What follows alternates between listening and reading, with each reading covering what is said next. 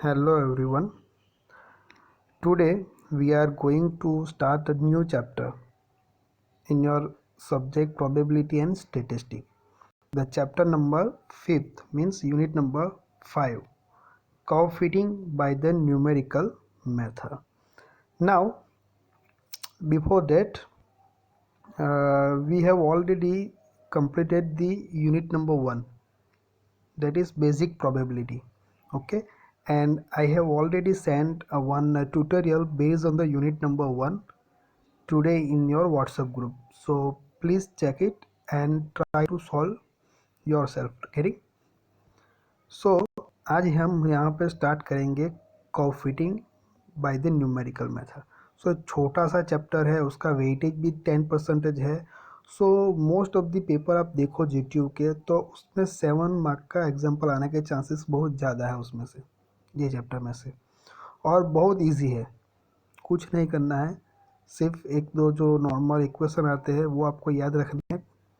Mostly जो आते हैं वो क्या आते हैं, स्ट्रेट लाइन एंड ये पैराबोला, उसके ही आते हैं, राइट. सो आज हम स्टार्ट करेंगे कर्व फिटिंग. सो ये बहुत सारा इंट्रोडक्शन यहाँ पे दिया हुआ है, मैं ये सब कुछ पढ़ूंगा तो नहीं, लेकिन मैं आपको इस तरह से समझाऊंगा कि आपको एक कर्व फिटिंग के बारे में बेसिक आइडिया जो है वो आपको समझ में आ जाएगी कि अब भाई उसकी ज़रूरत क्यों है. ओके, सो देखो मैंने यहाँ पे एक छोटी सी फिगर है. अब एक एग्जांपल के थ्रू आपको मैं समझाता हूँ. तो ये x and y axis draw की है. सो मैं आपको लेता हूँ, ये जो एक्स वेरिएबल है वो कौन सा है, हमारा इंडिपेंडेंट है, और वाई जो है डिपेंडेंट है. अब इंडिपेंडेंट वेरिएबल एक्स का मैं लेता हूँ x1, x2, x3 dot dot dot up to xn. And जो y है डिपेंडेंट वेरिएबल लेता हूँ y1, y2, y3 dot dot dot. अब ये जो सारे पॉइंट है, जो सारे पेयर है एक्स एंड वाई की, डिपेंडेंट इंडिपेंडेंट वेरिएबल की, उनको मुझे ये एक्स वाई प्लेन के अंदर उसको रिप्रेजेंट करना है. तो कैसे कर सकता हूँ मैं, हर एक पॉइंट को मुझे करना है. तो देखो ये x1 y1 है, तो मैंने यहाँ पे लिखा है x1 y1, तो ये येलो डॉट है वो. x2 y2 जो है वो यहाँ पे है, x3 y3 यहाँ पे है. सो हम सारे ऐसे जो जितने भी पॉइंट है इनको हम ऐसे लोकेट कर सकते हैं एक्स वाई प्लेन के अंदर. तो एक्चुअली हमें मिलता कैसा है, डायग्राम ऐसा, ये डॉट आया, ये डॉट आया, ये डॉट आया, ये डॉट आया. सो ये इसको बोलते हैं स्कैटर. बहुत सारे जो पॉइंट है वो यहाँ पे रिप्रेजेंट किए हैं सारे पॉइंट को, तो एक स्कैटर डायग्राम हम उनको बोल सकते हैं, राइट. अब लाइन कैसे ड्रॉ करनी है, देखो एक छोटा सा एग्जांपल मैं आपको देता हूँ. ऑलरेडी फर्स्ट ईयर में बेसिक इलेक्ट्रॉनिक्स, तो बेसिक इलेक्ट्रिकल इंजीनियरिंग जो सब्जेक्ट आता है BEE, उसमें हमने पढ़ा है ओम्स लॉ के बारे में, फिजिक्स में भी आता है ये. सो ये सिंपल सी एक सर्किट डायग्राम है, देखो उसमें रजिस्टर है, ये सिर्फ समझने के लिए है, ये ड्रॉ नहीं करनी है एग्ज़ाम में, कुछ नहीं करना है ये फिगर के बारे में. अब ये रजिस्टर है, ओके, उसमें से ये बैटरी वेरिएबल, वोल्टेज वेरिएबल है, राइट. सो यहाँ पे हम कितना वोल्टेज देते हैं वो ये वोल्ट मीटर जो है वो मेज़र करेगा. और वोल्टेज हम देते हैं तो रजिस्टर में से करंट फ्लो होगा, वो क्या है, हमारा आई है, और वो कौन मेज़र करेगा, ammeter, right. So according to the Ohm's law, V I characteristic जो है वोल्टेज वर्सेस करंट की, वो कैसे आती है, ऐसे आती है.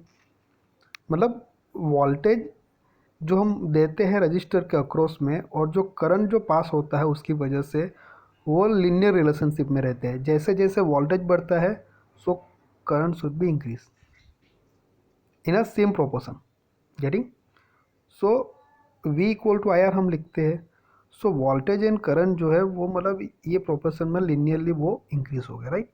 अभी मैं एक काम करता हूँ, अभी एक वोल्टेज की वैल्यू लेता हूँ, वो हमारा x1 x है, और जो करंट है वो हमारा y है. कोई भी एक वैल्यू लेता हूँ, तो वोल्टेज की x1,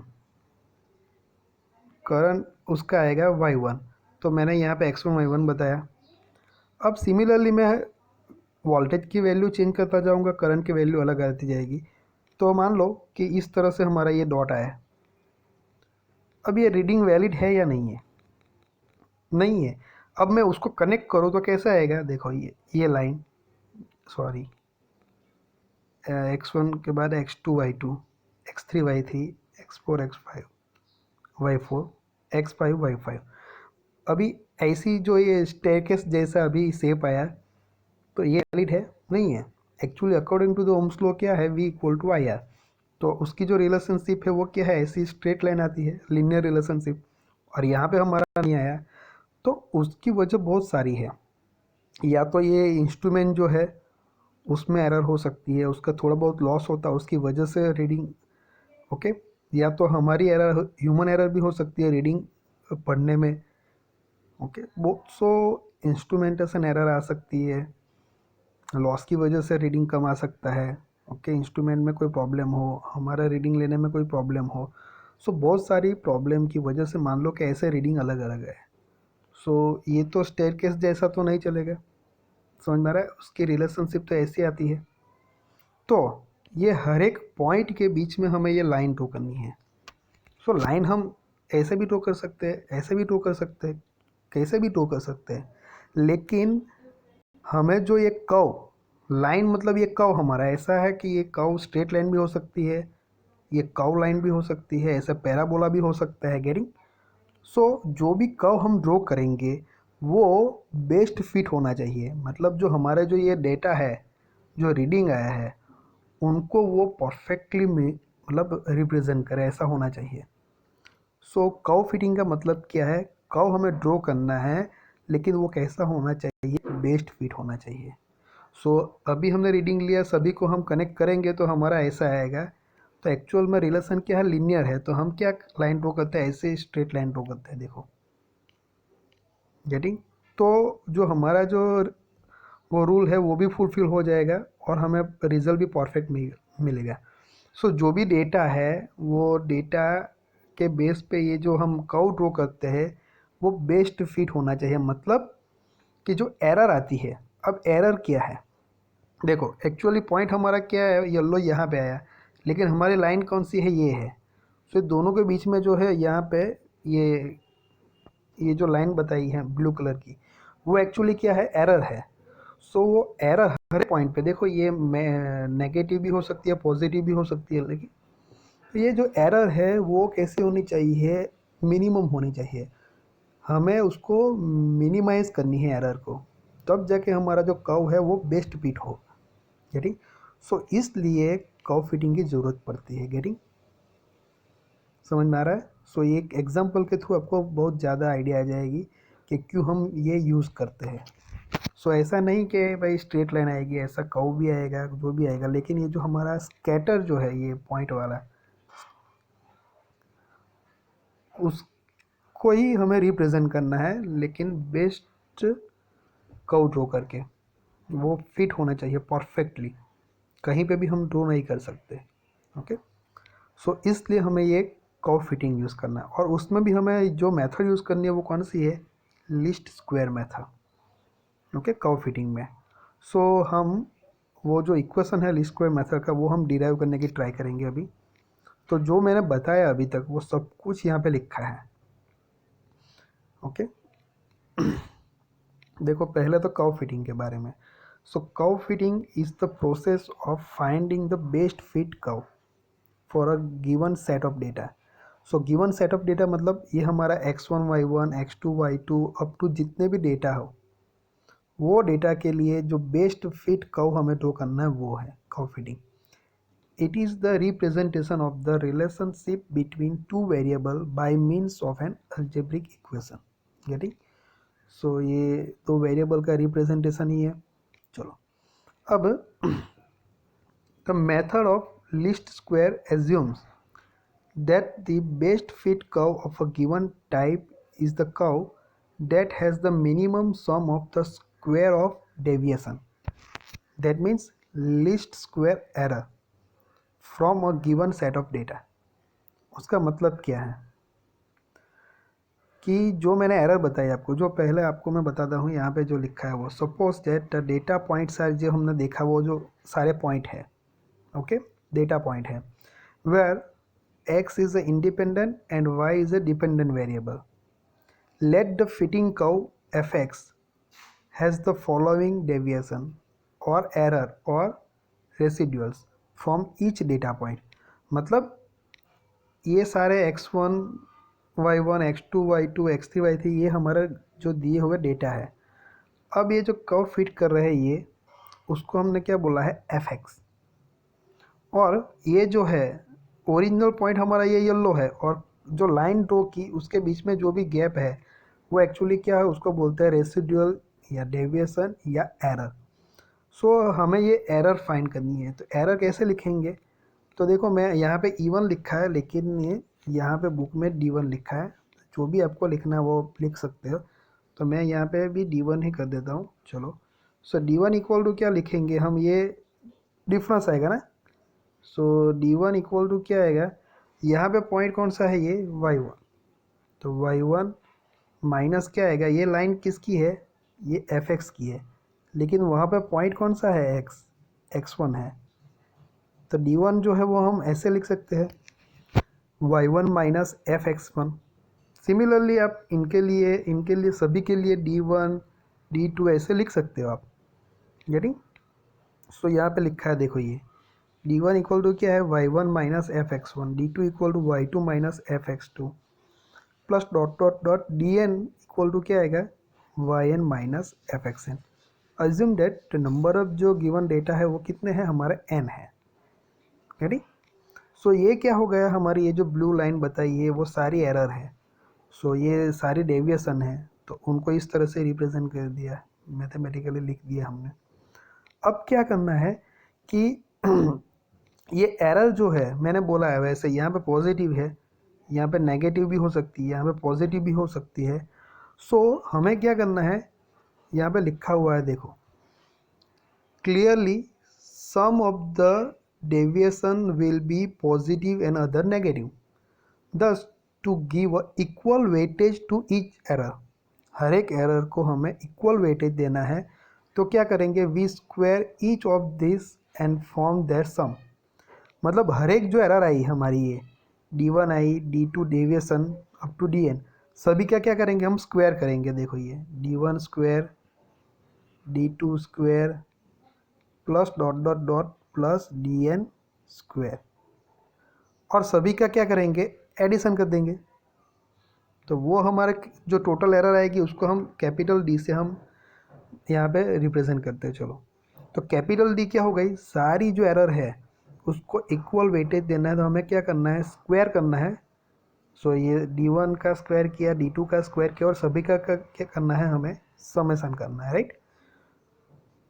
तो ये आ जाएगा, देखो यहाँ पे लिखा है D equal to D1 square plus D2 square plus dot dot dot plus DN square.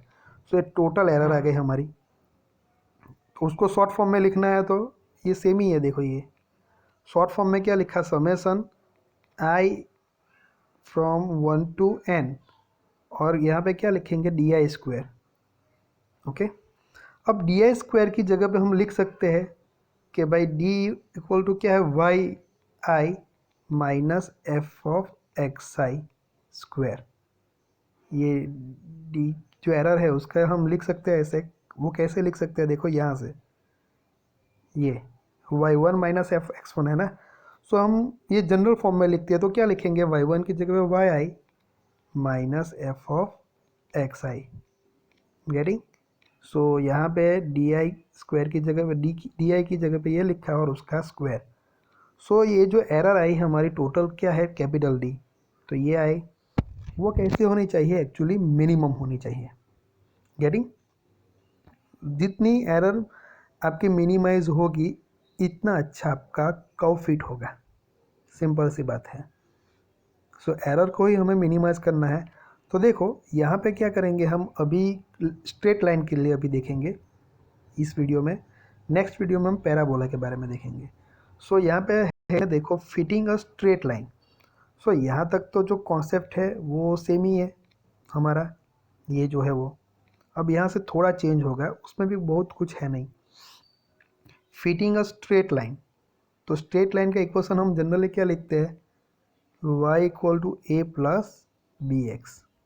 Okay, so linear approximation है, उसको बोलते हैं। अब हमें करना क्या है, ये y मतलब क्या है हमारा एफ एक्स, सिंपल सी बात है। तो ये जो इक्वेशन आया उसमें ये एफ ऑफ एक्स आई है, उसकी जगह पे हमें क्या लिख देना है, ए प्लस बी एक्स। तो देखो ये capital D equal to summation i equal to 1 to n, ये क्या है, वाई आई माइनस ब्रैकेट में लिखे तो क्या लिखेंगे, ए प्लस बी एक्स, लेकिन यहाँ पे क्या है, एक्स आई है, तो हम क्या लिखेंगे, एक्स आई। समझ में आ रहा है। सो ये एफ ऑफ एक्स आई है, उसकी जगह पे हमने क्या रखा है, ए प्लस बी एक्स आई, वाई की वैल्यू एंटर की। वाई मतलब ये हमारा एफ एक्स, गेटिंग। सो ये एफ एक्स आई की जगह पे हमने लिख दिया ए प्लस बी एक्स आई, माइनस है, ब्रैकेट ओपन किया तो दोनों माइनस हो जाएंगे, और उसका ये स्क्वायर है। अब मेन इम्पोर्टेंट है कि ये जो एरर को हमें मिनिमाइज करनी है, मिनिमम, तो उसका मतलब क्या हुआ, यहाँ पे देखो ए प्लस बी एक्स में ए और बी, ये जो दो है वो क्या है, कांस्टेंट है, उसकी वैल्यू हमें पता नहीं है, गेटिंग, इसकी वैल्यू हमें पता नहीं है। तो जो एरर है उसको हम पार्शली डिराइव करेंगे with respect to a and with respect to b, तो आंसर इक्वल टू क्या आना चाहिए, जीरो आना चाहिए। दैट मीन्स एरर हमारी कैसे आनी चाहिए, जीरो, मिनिमम। सो हम क्या करेंगे, यहाँ पे ये जो डी है, डेल डी बाई डेल ए करेंगे एक बार, इक्वल टू क्या लिखेंगे, जीरो, और सेकंड टाइम क्या करेंगे, del D by del b equal to zero. तो ये इक्वेशन लिखा है del D by del a, क्योंकि ये मिनिमाइज करनी है हमें एरर को, डी को, तो उसमें अननोन कौन से है, ए एन बी है, उसकी वैल्यू पता नहीं है हमें। So del D by del a equal to zero आएगा, तो हमारे एरर मिनिमम आएगी। सो ये जो भी इक्वेशन है उनका पार्शियली डेरिवेटिव करना है यहाँ पे विथ रिस्पेक्ट टू ए। तो क्या आएगा, देखो ये तो समेसन जो है वो तो ऐसे ही लिखा है, ओके, ये लिखी है। अब ये स्क्वायर है तो वो आगे आएगा, तो टू आगे लिखा है, वाई आई माइनस ए माइनस बी एक्स आई। अब ए के रिस्पेक्ट में कर रहे हैं तो उसके भी आएगा साइन, गेटिंग। सो यहाँ पे क्या आएगा, ये माइनस ए है ना, तो माइनस आएगा, तो माइनस टू हो गया। सो पार्शियली डेरिवेटिव किया है इक्वल टू जीरो। अब सिमिलरली इनका ही फिर से बी के रिस्पेक्ट में करना है, तो ये आएगा इक्वल टू जीरो। अब simplifying and expanding the above equation, ये दोनों इक्वेशन को, तो कैसे लिखा है देखो, यहाँ पे ये सिर्फ ओपन कर दिया है, ओके। समेसन ये जो वाई आई का लिखा है इक्वल टू, ये माइनस है तो उसको इक्वल के राइट साइड ले लिया, यहाँ से यहाँ ले लिया था, प्लस ए हो जाएगा, और समेसन तो लिखना ही है, तो ए को बाहर निकाल दिया, कांस्टेंट है, तो समेसन क्या लिखा है यहाँ पे 1, और यहाँ पे बी निकल गया कॉमन, तो summation of x I. Similarly ये इक्वेशन का ये लिख दिया। अब यहाँ पे इनकी जगह पे क्या लिखेंगे हम, देखो ये तो समेसन 1 का ही है, तो उसकी जगह पे हम क्या लिख देंगे, एन लिख देंगे, ओके। तो ये ए तो है और ए एन हो गया, और ये तो है लेफ्ट साइड और ये राइट साइड। सिमिलरली ये इक्वेशन आ गया। तो हमें जो मेन इम्पोर्टेंट जो है वो किसका है, यहाँ पे ये जो नॉर्मल इक्वेशन जो आते हैं इनका, ये। So we obtain following normal equation for the best fitting straight line y equal to a plus b x. तो ये जो स्ट्रेट लाइन का इक्वेशन है उसके जो नॉर्मल इक्वेशन है वो ये दो आ जाएंगे हमारे, ओके। ये दो इक्वेशन आपको याद रखना है। कैसे, y equal to a plus b x, तो समेसन करना है सभी का, समेसन ऑफ y और ये ए कांस्टेंट है तो ए समेशन 1 का ही होगा, तो क्या लिखेंगे यहाँ पे n plus b constant summation किसका, एक्स का। तो ये इक्वेशन आ गया। अब क्या करना है, पूरे इक्वेशन को एक्स से मल्टीप्लाई कर दो, तो यहाँ पे मैं एक्स यूज़ कर देता हूँ, तो क्या हो जाएगा,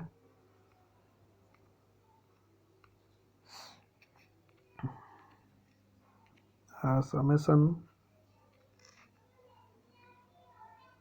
ये y तो है लेकिन एक्स वाई कर देता हूँ, एक्स वाई इक्वल टू, अब यहाँ पे क्या हो जाएगा, ए कांस्टेंट और समेशन ऑफ एक्स हो जाएगा, एन नहीं आएगा, okay, plus b summation of x तो है ही और एक्स से मल्टीप्लाई करते तो क्या हो जाएगा एक्स स्क्वायर। तो ये दूसरा इक्वेशन आ गया। सो ये जो नॉर्मल दो इक्वेशन है, ये दो इक्वेशन इंपॉर्टेंट है हमारे लिए, ये गेटिंग। सो स्ट्रेट लाइन का कर्व फिटिंग हमें फाइंड करना है, तो करना क्या होगा, एग्जाम्पल में कोई भी इक्वेशन आए, ऐसा है नहीं कि भाई y equal to a plus b x के फॉर्म में है, ए की जगह पे कोई बार p लिखा है, m लिखा है, b की जगह पे n लिखा है, कोई भी आ सकता है, लेकिन मेथड यही रहेगी, प्रोसीजर एक ही रहेगी। सो दो नॉर्मल इक्वेशन लिखो, ये दो इक्वेशन को सॉल्व करो और उसके बेस पे से हमें क्या करना है, कांस्टेंट जो है ये a एंड b उनकी वैल्यू फाइंड आउट करनी है, okay. So a and b हमें क्या करना है, फाइंड आउट करना है, और इसमें रख दो तो कब आ जाएगा, बेस्ट फिट कब, यानी। सो ये हमने आज देखा स्ट्रेट लाइन के बारे में। सो पैराबोला के बारे में हम नेक्स्ट टाइम देखेंगे, उसमें क्या करेंगे, ये एफ एक्स की जगह पर क्या लिखेंगे, y equal to a plus b x plus c x square, ये पैराबोला का इक्वेशन हो गया, बस ये लिखेंगे तो उनके तीन नॉर्मल इक्वेशन आएंगे, राइट, तीन वेरिएबल है ना कांस्टेंट, इसीलिए। सो बस यही है, ये स्ट्रेट लाइन के बारे में देखा हमने, तो यहाँ पे दो नॉर्मल इक्वेशन आए वो हमें याद रखने हैं, ये दोनों स्ट्रेट लाइन का कोई भी एग्जांपल है, ये दो नॉर्मल इक्वेशन लिखो, सॉल्व करो, ए एंड बी की वैल्यू फाइंड करके यहाँ पे रख दो, तो आंसर हमारा आ जाएगा। बहुत ईजी है चैप्टर। सो नेक्स्ट वीडियो में हम ये स्ट्रेट लाइन के बारे में एक एग्जांपल देखेंगे एंड देन हम पैराबोला के बारे में देखेंगे, ओके।